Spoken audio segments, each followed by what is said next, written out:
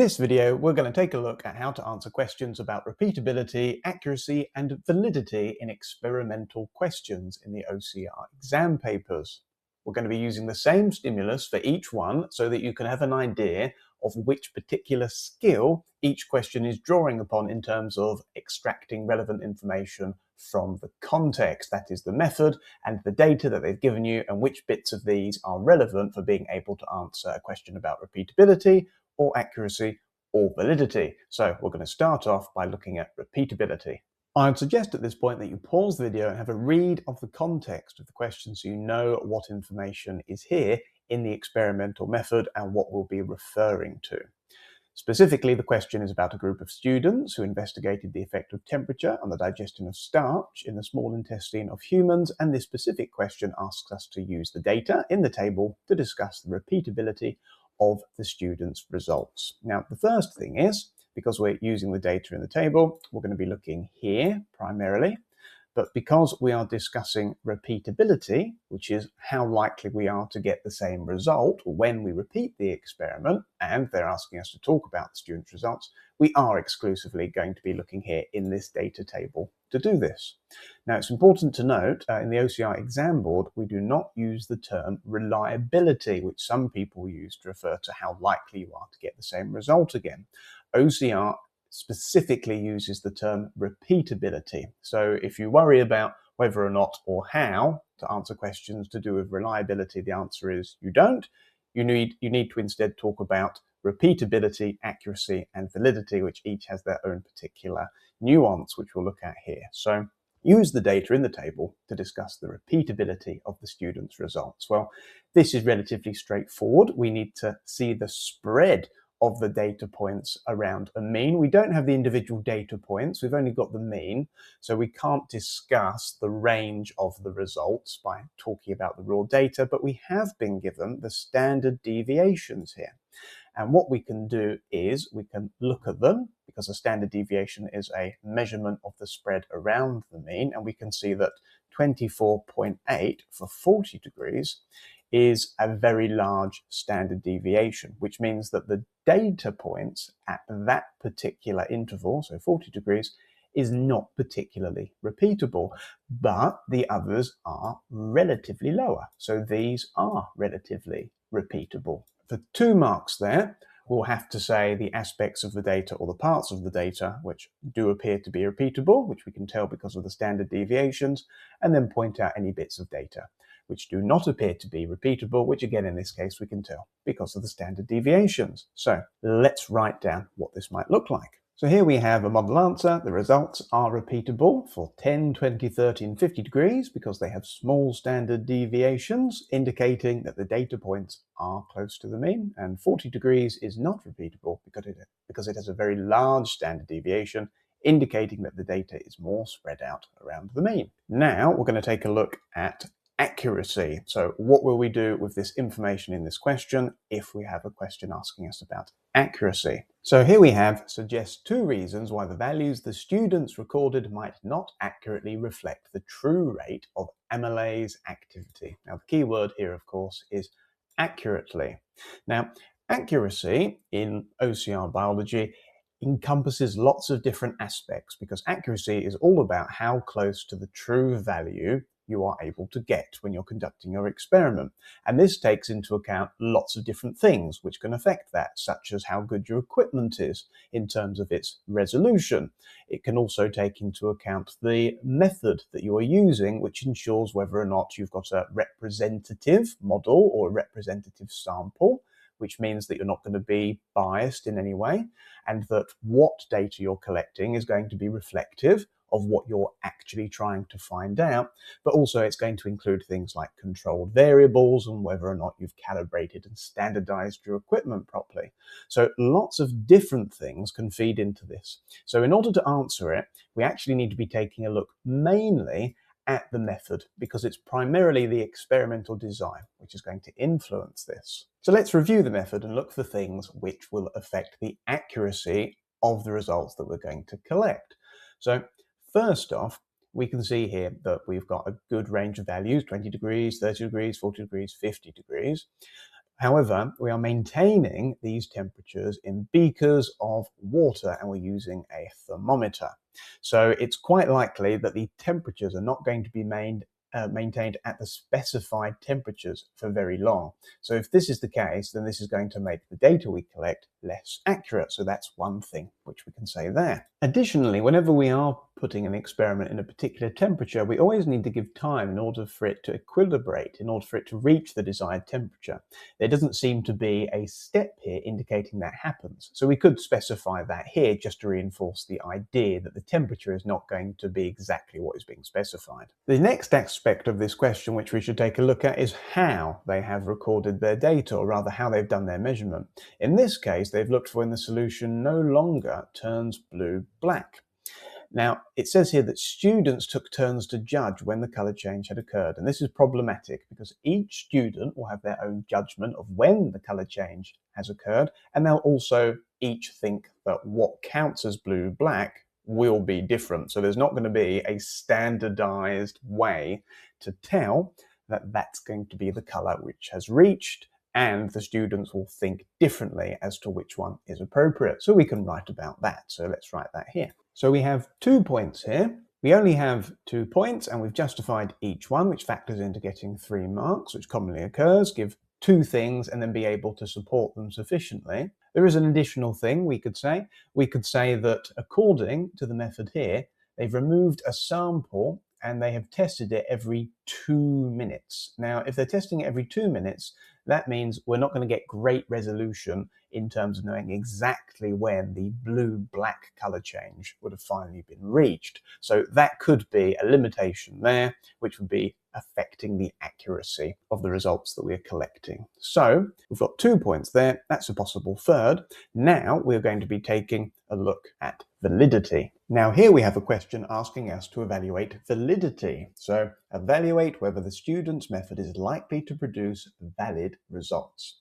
So if we are discussing validity, then we are essentially considering whether or not the result of either the experiment or the data which is being produced is actually going to be reflective of the question that is being asked. So the first thing is, what is the question which is being asked? A group of students investigated the effect of temperature on the digestion of starch in the small intestine of humans.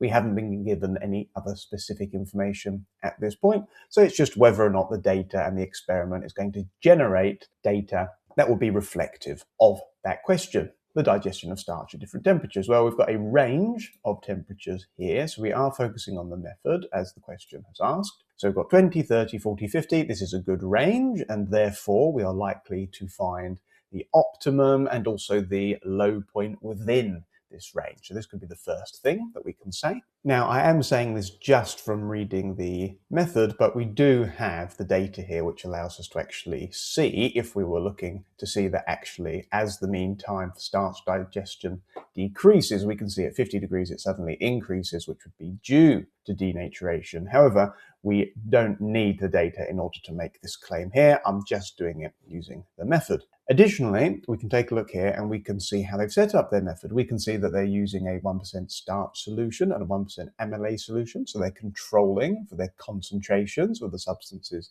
being used. And we can also infer, or we can see here, that they're using 5 centimeters cubed of each starch solution and 2 centimeters cubed of each MLA solution. So we are controlling the volumes and the concentrations of our solution, so that's going to feed into the validity of our results as well. So we can make a comment on that. So we can see the concentration of the solutions and their volume has been controlled. Now it's 3 marks, it's evaluate, and because it's evaluate, what we're going to have to do is make sure that we consider what's good about it and what's bad about it. And I've looked for 2 good things here so far, so that should hopefully give me 2 marks, but I'm going to need at least 1, preferably 2 things which are weak points. So the first thing which is going to be a weak point is their method for determining the temperature, of controlling it, or rather the lack of control. They're using beakers of water and thermometers. There's been no information given here on how they're achieving that temperature, so it's quite possible that the temperature will change because they're not using a water bath. So I'm going to comment on that. So I've said a water bath has not been used, so the temperature may not be maintained or it is claimed during data collection. This would make the data I'm claiming to collect at 20, 30, 40, and 50 degrees to not actually be reflective of what is being claimed. Additionally, we can take a look here at their method for determining when the experiment has finished. So when to take their reading, students took turns to judge when the color change had occurred. Well, judge is always going to be subjective, and there's no mention anywhere in the method of there being a color standard for them to all agree upon the end point. They haven't used a colorimeter, for example, if we are asked to make improvements. So I can criticize how each student will determine the endpoint is going to be different. So I've got here two things in support of generating valid data from the method, and I've got two things against generating valid data from the method. So primarily, if you're looking at validity and considering whether or not you're going to get good results from the method, then you're looking to see whether or not there are any control variables which haven't been accounted for, or if the technique or method is not going to consistently produce results that you want, if it's not going to be reliable. But of course, we're not interested in reliability, we're interested in repeatability. And if I'm not controlling the temperature, then I'm not going to get the same result each time. And if I've got different students judging when the color change is occurring, then again, I'm going to get different results each time. So let's take a look at the next one. For our last question, we are being asked to evaluate the validity of a conclusion. Now, unlike the previous question we looked at, where we are only considering the validity of the method and the data it would produce, we are being asked to evaluate the conclusion of the entire experiment, which means we need to consider the data as well as the experimental setup. So let's take a look. A student concluded the following from their results. The data show that the optimum temperature, so we're claiming an optimum temperature here, for amylase activity in the human small intestine is 40 degrees. Okay, so first thing is, of course, we should take a look at whether or not the data supports that. So we've got 40 degrees here. It has the lowest mean time for starch digestion, which would support that being the optimum. We could discuss the standard deviation here as being unrepeatable. However, that is going to be more related to accuracy, as we've previously discussed, and so we most likely won't be credited any marks for it. So we're going to put it to one side for now. So that should be the first thing that we will comment on. We will comment on how the data seems to support this conclusion initially. So let's write an example here. So I've said here 40 degrees has the highest rate of reaction at 111 seconds and is the optimal temperature from the tested range, which is true. Now, if we think critically about what is being claimed, which most people forget to do, the student is concluding that 40 degrees is the optimal. However, what about 41 degrees or 42, or what about 39 or 38 degrees? So because we have not tested smaller intervals either side of this, we don't know if we have exactly got the optimal temperature. And so that can be a criticism of the conclusion derived from the method and the data that we have acquired from it. So let's write this point down. So I've written here, the experiment did not test 1 degree intervals between 30 and 40, such as 31, and I've said 31 there, but I mean 32, or between 40 and 50, such as 41 and 42. So find out where the exact optimum is. So a more accurate answer I've added on there. Now, the reason I've put, even though I wrote it incorrectly, the range examples is because often I find when marking responses like this and they want to make this point of testing smaller increments, so more intermediate values, candidates often don't express it very clearly. And so writing out examples helps to reinforce your point and then makes sure that you will get that mark. The other thing to look at in this claim is that we are claiming that this is the optimal temperature for amylase activity. Now, we have used amylase in the experiment, so that's fine. But they've said that we are using the amylase as a model for the human small intestine, but the model is using amylase from the bacillus bacteria. And so this is not going to be reflective of the kinds of data we could get. Possibly, we don't know.